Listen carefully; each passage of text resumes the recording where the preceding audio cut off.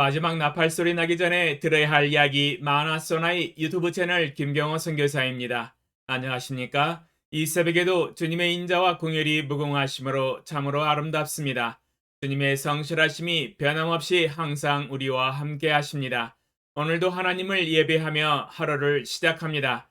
날마다 새벽에 하나님과 동행하며 갖는 경건의 시간의 축복을 함께 나누는 시간입니다. 또한 어제 배운 하나님의 말씀을 어떻게 생활과 삶의 현장과 인격에 적용하고 실천했는지 반증하는 시간입니다. 어제는 출애굽기 3장 9절로 10절을 통하여 하나님의 때를 기다리고 하나님이 권세와 권위를 주시며 사명을 주실 때 행동해야 함을 배우는 시간이었습니다. 하나님의 사인과 허락이 떨어질 때 행동을 개시하고 독단적으로 행하지 아니하며 하나님의 뜻을 분별하여 순종하는 것을 적용하였습니다. 이미 말씀을 드렸듯이 2022년에는 한 가지 프로젝트만 추진을 하고 있습니다. 하나님의 명령을 받아서 유튜브 동영상 설교를 해나가고 있습니다. 또한 중간에 하나님께서 경건의 시간을 갖는 것을 본을 보이고 교훈과 축복과 적용사항과 어떻게 적용하고 있는지 간증을 하라고 하셔서 믿음으로 날마다 새벽에 5시에 기상하여 하나님과 교제를 나누고 오늘 108일째 방송을 송출하고 있습니다. 하나님 앞에서 죽을 때까지 충성되게 감당해 나가려고 하고 있습니다. 이 모든 것이 하나님의 뜻 가운데서 허락과 사인을 받고 믿음으로 순종해 나가고 있습니다. 저희 삶 가운데서 제 자신이 판단해서 독단적으로 행하고 있는 것은 없습니다. 나의 남은 생에도 오직 하나님의 뜻 가운데서 하라 하시면 하고 하지 말라 하시면 하지 않을 각오로 임하고 있습니다. 지난번 간증을 통하여 제가 전국 북경으로 선교를 나가기 전에 첫 번째, 두 번째 기회가 있었지만 하나님이 모두 막으셨던 것을 말씀드렸습니다. 하나님의 허락과 사인이 아직 떨어지지 않았기 때문이었습니다. 그러면 세 번째 중국 북경 선교는 어떻게 하나님이 허락하셨는지 간증을 해보겠습니다. 장 사장 부부의 어린이집 운영 실패로 인하여 도산이 되고 나서 저희 부부가 계약을 파기하고 다시 어린이집을 인수하여서 재운영에 들어갔습니다. 이미 적자 운영으로 인하여 매우 힘들었지만 마음을 들여서 운영하여서 6개월 만에 적자에서 흑자로 전환되었습니다. 밥 먹고 살게 될 정도로 형통한 길을 열어주셨습니다. 서울에서 살고 있었던 아파트에 전세입자가 살고 있었지만 2년 계약이 만기가 되어 내보내고 저희 부부가 두 아들을 데리고 다시 입주하여 살았습니다. 하나님께서 첫 번째, 두 번째 해외 선교의 길을 모두 막으셨기 때문에 이제는 언제 내보내 주실지 알 수가 없었습니다. 한치 앞을 내다볼 수 없는 인생이기 때문입니다. 하나님이 사인해 주시지 않으면 나갈 수가 없기 때문입니다. 이제 광야 40년의 양치기를 하는 모세의 심정이 되었습니다. 나이 늙어서 80세까지 두 아들을 키우며 안사람 십보라와 날마다 살아가는 소소한 행복으로 만족한 삶을 사는 것과 똑같았습니다. 저는 개인적으로 생각하기를 이제는 환갑이 되어서나 나가려나 아니면 모세처럼 80세 때 부르시려나 해외 선교를 위해서 나가는 것을 마음에 접었습니다. 그냥 모든 것을 하나님께 맡겨버리고 잊어버렸습니다. 제가 주장한다고 되는 일이 아니기 때문입니다. 하나님이 사인을 해주셔야 하기 때문입니다. 마음을 완전히 텅 비우고 살았습니다. 그 일이 지나고 나서 3년째 되는 해 8월 달에 선교회 지도자를 통해서 지금 선교회에서 배우고 있는 한 형제가 중국 북경대학으로 입학을 하여 공부를 하러 가는데 함께 가서 선교를 하겠냐고 제안을 하셨습니다. 저는 이 제안을 듣자마자 하나님께서 나를 중국 북경으로 선교사로 내보내시는 허락과 계획이라는 것을 바로 깨닫고 1초의 망설임 없이 아멘, 지금 바로 떠나겠습니다. 대답을 하였습니다. 개인적으로 생각하기를 이제 기약이 없게 되어서 20, 30년 뒤에나 나가려나 생각을 했었습니다. 그러나 하나님은 그렇게 길게 잡지 않으셨습니다. 바로 3년 만에 저를 부르셔서 선교사로 파송해 주셨습니다. 그것도 청도가 아닌 중국 수도 북경으로 보내주셨고 청도대학이 아닌 중국에서 가장 뛰어난 인재들이 공부하는 북경대학과 청와대학으로 보내주셔서 사역을 할 수 있도록 인도하여 주셨습니다. 하나님은 제가 믿음으로 고난을 잘 견디고 순종하고 기다릴 때 하나님의 때 3년 뒤에 저를 불러주셔서 가장 중요한 중국의 수도 북경과 뛰어난 인재들이 공부하고 있는 인류대학에서 복음을 전하고 제자 3년 사역을 할 수 있는 기회와 영광을 주셨습니다. 이 부족한 저에게 기회를 주신 하나님께 감사와 찬양을 드리며 영광을 돌립니다. 그러면 오늘 새벽에 하나님과 동행하며 가졌던 경건의 시간의 교훈과 축복과 적용사항을 함께 나누겠습니다.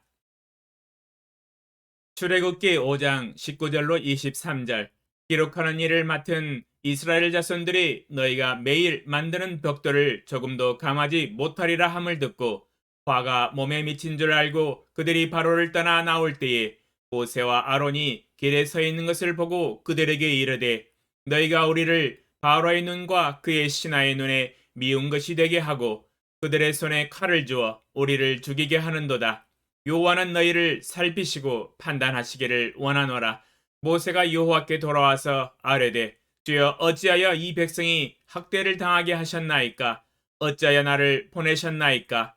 내가 바로에게 들어가서 주의 이름으로 말한 후로부터 그가 이 백성을 더 학대하며 주께서도 주의 백성을 구원하지 아니하시나이다. 주제: 하나님은 왜 처음부터 순탄한 길을 주시지 않을까? 묵상 내용: 하나님께서 출애굽하는 일에 처음부터 순탄한 길을 주셔서 만사형통 일사천리로 조금도 거침없이 빨리 진행되고 해결되면 얼마나 좋을까요? 바로의 학대가 2배로 가중될 것 같으면 처음부터 자세히 말씀을 해주시지 귀띔도 안 해주셨습니다. 해주셨으면 마음의 준비를 하고 바로 왕을 만났을 터인데 모세의 출애굽 사역에 커다란 장애물을 만났습니다. 처음부터 일이 순탄하게 풀리지 않고 꼬여만 가고 있습니다. 모세와 아론이 바로 왕을 만나서 출애굽을 요구하자 무슨 소리 하고 있냐고 반문하네요. 여호와가 누구냐고 반문합니다. 여호와가 누군지 모른다고 합니다. 하나님을 믿지 않는 바로 왕이 알 리가 없지요. 왜 내가 그의 목소리를 들어야 하며 왜 내가 이스라엘 백성을 보내야 하냐고 하네요. 결코 이스라엘 백성을 광야로 보내지 않겠다고 단호하게 말합니다. 너희가 이 말을 하는 것은 이스라엘 백성들로 노역을 쉬게 하려는 수작이라고 합니다. 너희가 어찌하여 백성의 노역을 쉬게 하려느냐? 가서 너희의 노역이나 하라 하면서 핀잔을 줍니다. 바로 왕이 백성의 감독들과 기록원들에게 명령합니다. 너희는 백성에게 다시는 벽돌에 쓸 짚을 전과 같이 주지 말고 그들이 가서 스스로 짚을 줍게 하라. 또 그들이 전에 만든 벽돌 수요대로 그들에게 만들게 하고 감하지 말라. 그들이 게으름으로 소리질러 이르기를 우리가 가서 우리 하나님께 제사를 드리자 하나니 그 사람들의 노동을 무겁게 함으로 수고롭게 하여 그들로 거짓말을 듣지 않게 하라. 혹 하나 때려다 혹 하나 더 붙여버렸습니다. 벽돌에 쓸 짚을 전과 같이 주지 말고 그들이 가서 스스로 짚을 줍게 하라고 하네요. 또한 그들이 전에 만든 벽돌 수요대로 그들에게 만들게 하고 감하지 말라고 합니다. 그들이 게을러서 소리질러 이르기를 우리가 가서 우리 하나님께 제사를 드리자 한다고 합니다. 한가한 소리하고 있다고 합니다. 거짓말을 내 앞에서 하고 있냐고 합니다. 그들의 거짓말을 듣지 말라. 더욱 혹독한 노동을 무겁게 하여 수고롭게 피곤하게 만들어라. 어명이 떨어졌습니다. 이럴 수가. 예상치 못했던 결과였습니다. 하나님이 바로 왕의 마음을 강팍해 하시겠다고 하셨지만 불똥이 이쪽으로 튈 줄은 예상을 못했습니다. 노동이 하루아침에 2배로 늘어버렸습니다. 결과는 당연하지요. 이스라엘 백성들이 전과 같이 벽돌 수요를 맞춰낼 수가 없지요.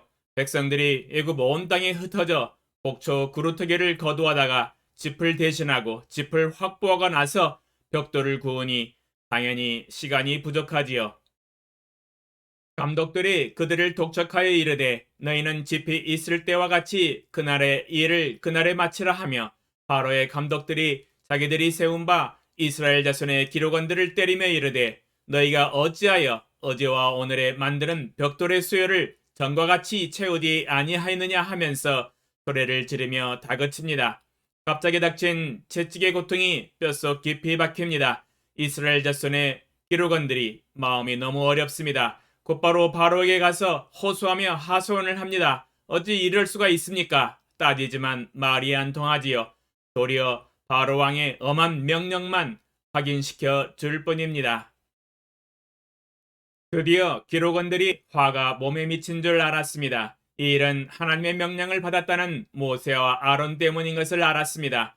그들이 바로를 떠나 나올 때에 모세와 아론이 길에 서 있는 것을 보고 그들에게 말합니다. 너희가 우리를 바로의 눈과 그의 신하의 눈에 미운 것이 되게 하고 그들의 손에 칼을 주어 우리를 죽이게 하는도다.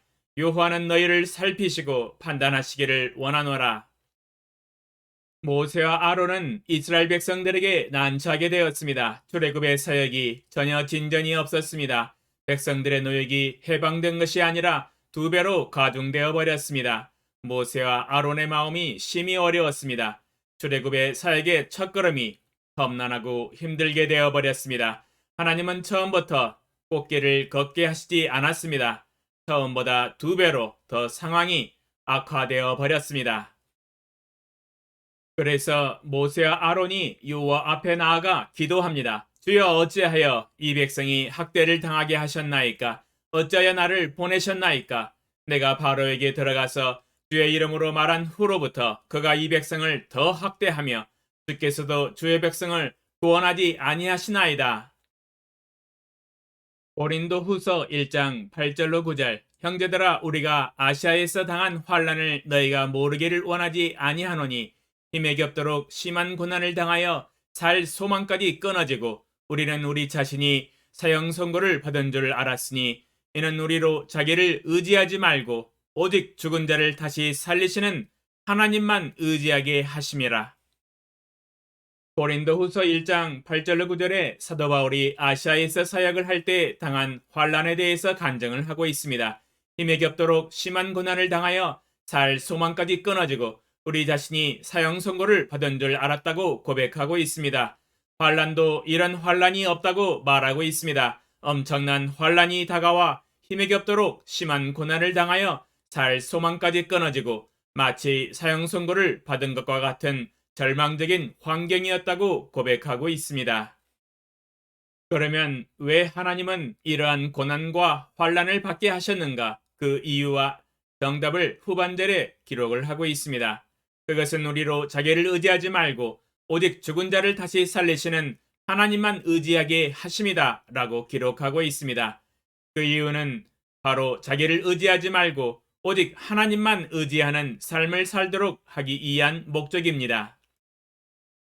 모세와 아론의 출애굽 사역도 순탄하고 형통한 꽃길만 걸었다면 하나님만 의지하는 삶을 배우지 못하게 되지요. 그러므로 이 고난은 출애굽 사역 처음부터 온전히 자기를 의지하지 말고 오직 하나님만 의지하는 삶을 살도록 하기 위한 것입니다. 모세와 아론이 환경의 위기에 닥쳤을 때 하나님 앞에 무릎 꿇고 기도하였으니 올바른 행동이었습니다. 기도를 통하여 하나님만 의뢰하였습니다. 적용사항. 하나님이 제게 주신 길이 꼭 꽃길이 아니어도 좋습니다. 이는 저로 하여금 자기를 의지하지 말고 오직 죽은 자를 다시 살리시는 하나님만 의지하게 하시는 하나님의 뜻이라는 것을 확실히 알기 때문입니다. 혹 하나님이 제게 형통한 길을 주시면 감사하면서 주님과 동행하며 여유있게 즐겁게 걸어가겠습니다. 순탄한 삶도 큰 기쁨입니다. 주님이 주셨기 때문입니다. 오늘도 하나님이 어떠한 길을 주시든지 믿음으로 걸어가겠습니다. 제게 주의 성령을 통하여 견고한 믿음을 더하여 주시옵소서.